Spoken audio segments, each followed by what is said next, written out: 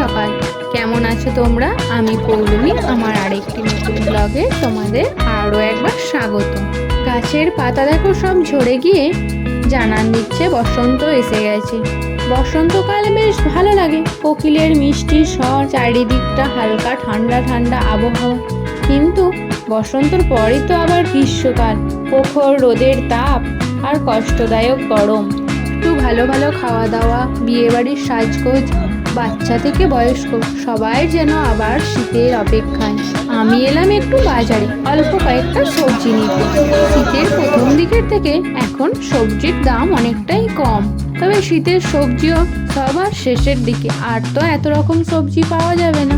আখের রসকে গলা ভিজিয়ে বাড়ির দিকে এগেলাম।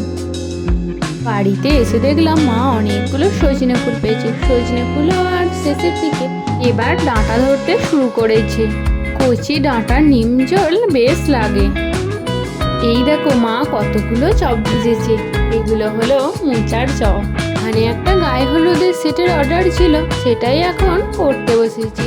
আর কানের ওগুলো হয়ে গেছে, কোমর বন্ধনীটাই বাকি ছিল, সেটাই এখন কমপ্লিট করে নিই। আর একটুই কাজ বাকি আছে। এটাও দেখো আমি বানিয়েছি। এখন আমি লেবুটা নিয়ে বসলাম খেতে, এখনই ডেলিভারি বয়ের বলে পার্সেল মানেই তো নিউ ড্রেস, নিউ জিনিসপত্র। আসতে না আসতেই আমি খুলে ফেলেছি, তো তোমাদেরকেও একটু ওপর থেকে দেখাচ্ছি, দেখো। আর পরবো যখন তো দেখতেই পাবে।